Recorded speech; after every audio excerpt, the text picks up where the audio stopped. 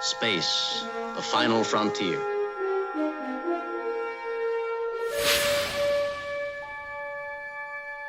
These are the voyages of the starship Enterprise. Its 5-year mission, to explore strange new worlds, to seek out new life and new civilizations, to boldly go where no man has gone before.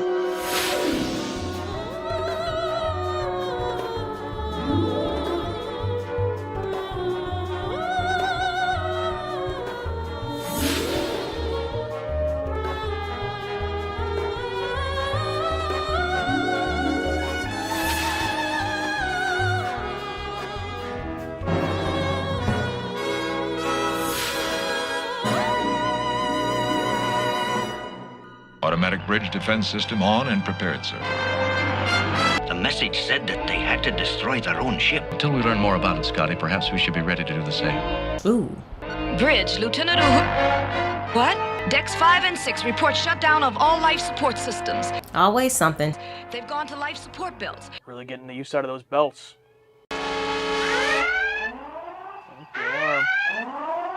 Is no one going to talk to the alien guy by Sulu? Is he not going to say anything? Trouble in the engineering core, sir. Bones, get down to the engineering core on the double. Did they do that as like a... Hey, is that Nurse Chapel? Get on those. Hey, Nurse Chapel. Wait a second. I thought she was a brunette. Did they do that as a rib to check off? check off? Oh, you don't want to be in the animated show? I think it was the other way around. I don't think they wanted to cast him. Oh, really? When? Well, from what I've been told, they only wanted to cast like the big three and Scotty. And then Leonard Nimoy was like, I'm not going to do it unless you hire Uhura and Sulu. So then they did. Open the core hatch.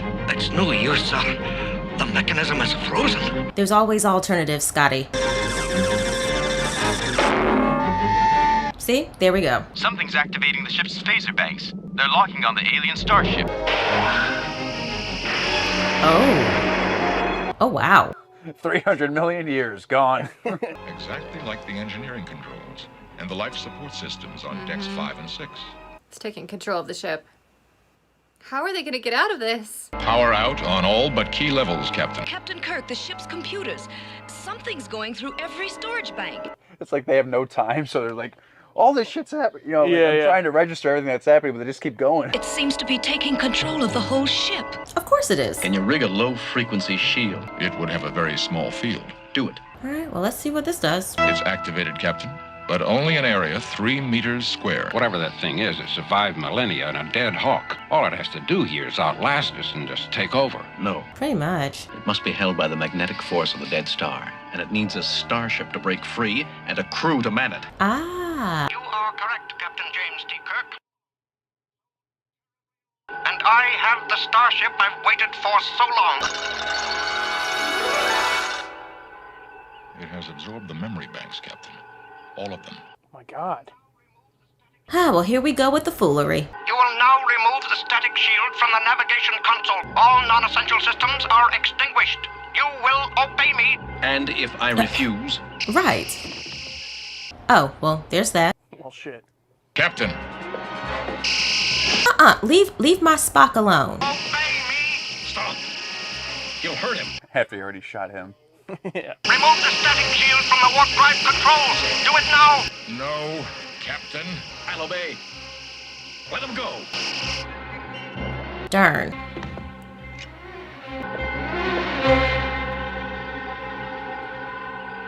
He's up to something. What are you up to, Kirk?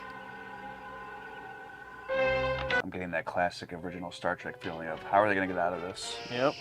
Hey! Oh! Oh, nice. Repair the warp drive controls. Obey me. Mr. Scott. Why can't you do it? It is a magnetic organism without mass, capable of symbiotic relationship with a host body. A starship, for instance. It has become the Enterprise. Well, it needs to go someplace. A slingshot effect to yank us out of orbit. Can you compute it in your mind? Of course. If we try to use ship's computers... The alien will know. I believe I can, Captain. I will need to aid Mr. Scott. The engineer will need aid from my first officer to complete repairs. Oh, is that supposed to be them whispering? Yeah, I was about to say. I was going to bring up, like, oh, they still haven't fixed the whisper problem. You will leave this orbit and plot course to galactic coordinates. These aliens are always trying to get them to go someplace. The auxiliary warp drive controls can only be operated manually. That is correct. You will activate the manual controls. Obey. It sounds a little bit like a Dalek. Obey. Obey. Oh, we got something for you. We're dropping out of orbit. We're falling into the dead sun. Apply full power. Obey me. Damn. My love for this ship is stronger than your thing. The alien's voice is kind of funny. Do not destroy the ship. Obey. Obey. No, you brought this on yourself. Stand by to activate warp drive unit. No, don't. Yes, do.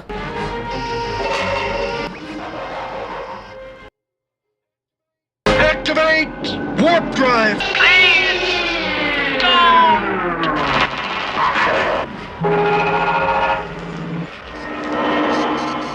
I think it's like the first ever time we saw like an exterior shot of it going into warp speed. Yeah.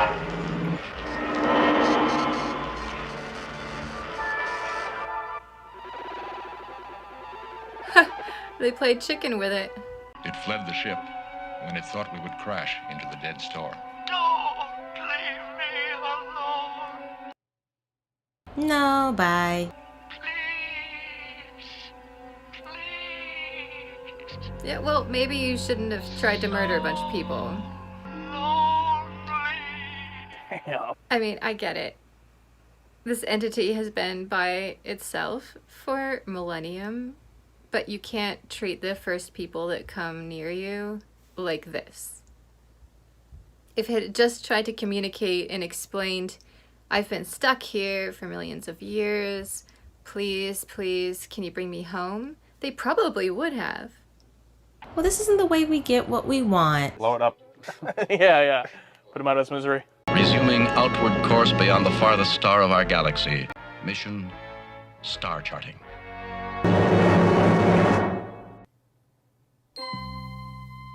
All right. Look at that signature. Nice. What does that say? Hal Sutherland? Yeah. Executive consultant. Let's look at the credits. Oh, too many people. But she was there as a standard. Hey, DC. Hey, nice.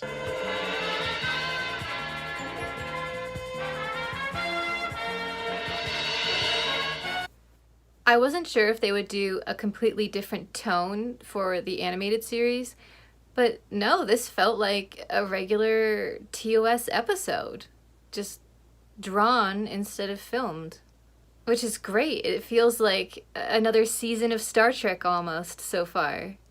And the original cast is voicing them. That was something I was not expecting. I assumed they would just bring voice actors in sounding comparable. But no, this was actual TOS. So that was a great surprise. Really exciting story as well. It felt Star Trek. There was nothing like, oh, I'm going to take a little while to get used to this. I'm not, none of that you normally get with a new rendition of Star Trek. Yeah, I think this was a great first episode because, like you said, it was proof of concept. It was like, hey, look, we're a cartoon now, so we can do literally whatever we want. And it was a great plot that you couldn't really visually do in the in the original series, or if they tried to do it, it might not look as good as what they want to do. The whole idea of the belts that give you this kind of like exterior guard to be able to transport out into space is awesome. Cool concept. They did use it quite a bit in this episode already. I'm curious to see if that was like a one episode thing or if that'll be throughout the whole series. But overall, yeah, I really dug that. And like, you know, the animation is what it is, and we're not gonna like roast it or anything, because it's like we knew that was the one thing we expected going in, like, you know what I mean? But I do think it's funny that none of them really look like the characters, except for Dr. McCoy, solely because he has the permanent eye bags. This alien, I want to know more about him. It makes me wonder, like, did they not even think about it because he didn't talk or anything, and then when they went to go animate, they're like, well, just draw an alien there, like, it doesn't matter.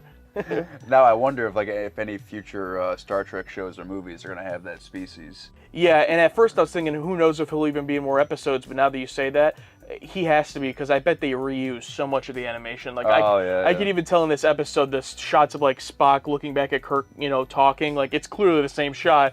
They just changed the dialogue, which, again, is fine. It's like, it does its job, you know, it's serviceable, and we got the 2 poses of Kirk, the normal one, and then the hip pose, you know. I'm glad that could be like a drinking game every time Kirk's doing the hip pose, you know. All right, animated series. I like it. I like it a lot. And I took a quick moment to go on my phone to look up some things. So that is Nichelle playing her role. It just sounded different. It didn't sound like her 100%. Maybe she just did that just to, you know, I don't know, just to do it that way, but okay, whatever. And then when I asked about Chekhov, I think someone might have mentioned in my comments that Chekhov's not going to be in the animated series, so I looked it up real quick, and it did say that something having to do with the budget. They couldn't bring the majority of the cast, or like the major cast, back, and I'm just like, y'all did my pumpkin like that, but okay. Overall, this was really nice. I like it. I know it's more sped up, obviously, because each episode is so much shorter than what we're used to. But I do like that we get to see, obviously, everyone, minus Chekhov, in their, what we're used to seeing with Star Trek, with the live action version of everything. So we got to see them beam up to the starship, and we got to see, obviously, like, the problem solving and trying to figure everything out. Of course, it's an alien. And I feel bad for the alien, because it's like, but I'm so lonely. Well, this isn't, let me tell y'all something. This isn't the way you get what you want. And we keep seeing this over and over and over again with the Enterprise. These aliens get on the Enterprise and they act like they can just control everything. That's not the way you get what you want. I like what they did in this episode with tricking the alien into thinking, because you would think the alien took over and just, I don't know, I guess this alien isn't as strong as it thought it was, because when you really stop and think about it, the people on the original starship basically sacrificed themselves to prevent the alien from really truly taking over. So makes it feel as if this alien isn't as competent. I know that's probably kind of mean, but as competent or as, like, strong as it may think it is, because they were able to trick it into thinking that they were going to crash. So that's just how I feel about it. So yeah, cute first episode to start.